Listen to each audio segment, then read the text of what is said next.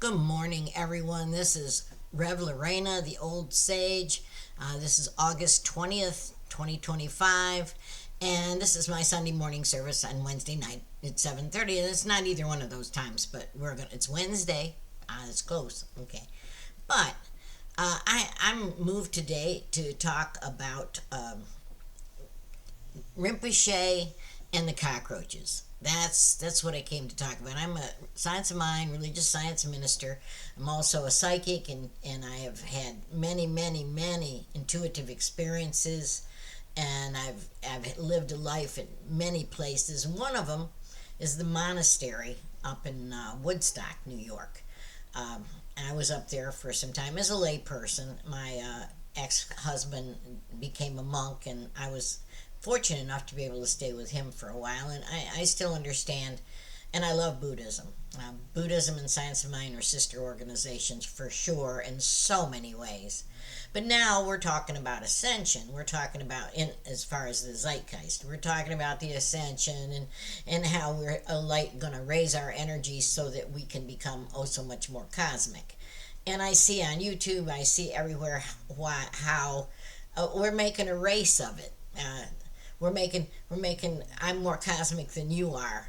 Heck, that's been going on a long time ago. Because 40 years ago, when I started delving into spirituality, that was going on too. It's the nature of the beast. It's the nature of humanity to want to have a challenge, run, keep up, whatever. But anyway, today I'd like to talk about Rinpoche, who was the head of the monastery in Woodstock for a long time. He's passed away now, but he and the Roaches. Now, and I'm going to relate this to what's going on in the world.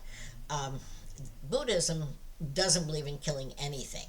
They don't want to kill anything. You don't want to kill roaches. They don't want to kill mice. They don't want to kill anything, and I get that. I understand. I try to avoid killing anything myself. I don't like to take a life if a life was meant to be on this planet. But then on the other hand, I was meant to be here too, and I can't live with roaches, and I can't live with mice, and mice and everything has to be in their own space. The flaw in that idea is that all things have soul, and all things uh, have a right to be here. Yes, they do, in their own space. And that's not the monastery's place. The monastery got so overrun at Rinpoche, he was so stressed, but he finally did have to call the exterminator. Okay.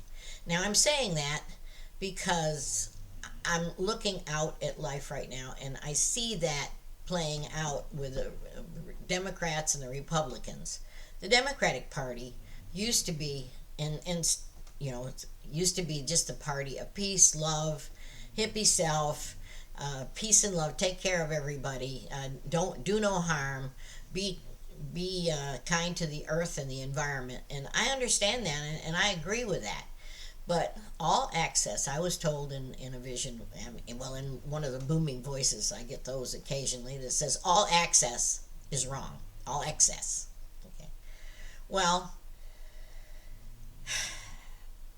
you've got to honor your own place in the scheme of things.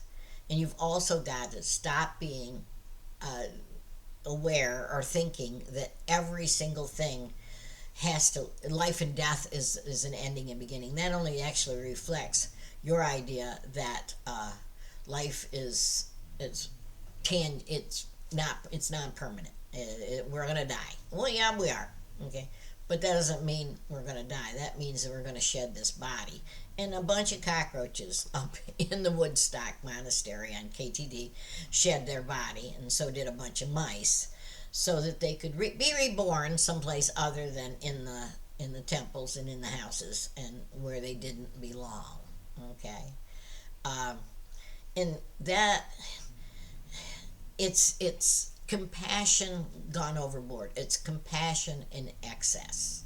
Okay, now we're getting the left wanted to include everybody. I do too. That's an absolutely good idea. Let's include everybody that decided to take on a body with a soul, and be here and experience what they came to experience, whether it's creed, gender, ideology, whatever. But don't, where it gets wrong is when you take that overboard, especially if you're feeding yourself with the compassion that you think you are. I am so cosmic. I am one with the earth. I am one with nature, and all those other people that are destroying the earth. I'm against them. You're falling into the trap of we they instead of keeping yourself up.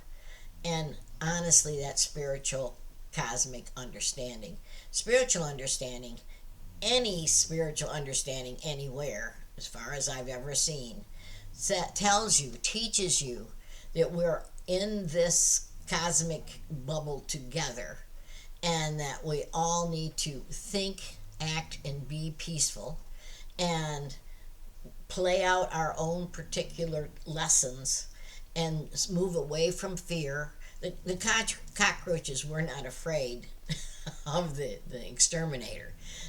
I'm pretty positive, took their lesson well and moved off into the woods, which is a lot of that around there. Okay, but I can't be responsible for every single part of life of the earth. Earth abides. The earth will take care of itself, and if we have too many more plastics, there will be something comes along that takes care of the plastic. Okay, it's been reported that actually plastic has disappeared or evaporated somehow because some starship came down and swept it up. Now I don't know whether that's true or not, but sounds good to me. And if you don't believe that there's other beings on other planets and that they're visiting us, then you're not in my wavelength anyway, because I know that's true. I've had visitations and abductions, if you want to call them that. And, I see the bigger picture. I've seen the bigger picture since I was a very young child. I used to look up at the stars at night when I was a kid and point to Orion's belt and say, I'm from there. That's where I'm from. And I'm still from there, but I'm from here because I'm from life. What I've learned over the course of my many years is that this life that we're living, we do our very best to live it with everyone else on the planet, but we also have to take care of our own sovereignty. We are creative sovereign beings, and if we give our sovereignty away to even roaches, then we're living a lower quality of life than we need to live, and we're going to start thinking about roaches instead of thinking about positive joy and expanding the positivity on this earth. That's the big lesson right now. It doesn't matter what church, what synagogue, anything you go to. If you go there, hopefully you'll get the understanding that we are all in this together, and that there needs to be room, and there needs to be recognition, and there needs to be respect for every other living thing on this planet and planet Earth herself. Okay. When you have that consciousness, good things will begin to happen, not just to you. A lot of new thought people, and I did in the beginning. We did princes and parking places and stuff like that. Okay, we want to create something. We want to attract something. Well, it was to teach us that we do attract all the time. We attract our life. We attract our reality. We attract what we're experiencing within the scope of our cosmic contract. Okay, I attracted a lifetime where part of my lifetime I was in the monastery in Woodstock, and I learned so much, and I was so grateful. I've done many other spiritual paths and learned from each one of them, and that's the key, to learn, to grow, to understand that your little light, let my little light shine, your light is part of a much larger bandwidth. And we're trying to raise that bandwidth to a higher vibration. And we're going to do it one way or the other. And It's not a race to see who makes it and who doesn't, because who's going to make it makes it, and who doesn't isn't supposed to, and probably doesn't even know about it. Okay. uh, our awareness affects our reality, but our consciousness affects our awareness. Okay. So be you, whatever you identify with on this planet. Muslim, Christian, Judaism, ism, and moreism, Catholicism, ism. Okay. Realize that they are all paths, and all paths have heart. Okay. So take the best, learn what you can from them, but don't try to defend them. Defend is the flight or fight mechanism of the physical body, which we have ensouled. We ensouled this physical body, and we're, I believe, trying to bring it up away from fight and flight, so that we're not looking for duality. That's the illusion, so we have something to fight with, so we can feel better. When you win, you feel better than others. When you lose, you feel worse than others. A lot of times, the more you win, the more it validates the loss in some place. But that's a subject for mental health, and I'm that too. I have a certification in counseling and therapies. But for this, I just want you to think about the bigger picture. Raise yourself up above the fray of good or bad. The president is evil if you're on the negative, or you're on the negative side of thing, and the president is gonna walk on water and make it rain if you're on the positive side of thing. I truly believe that when Donald Trump got shot, he pivoted.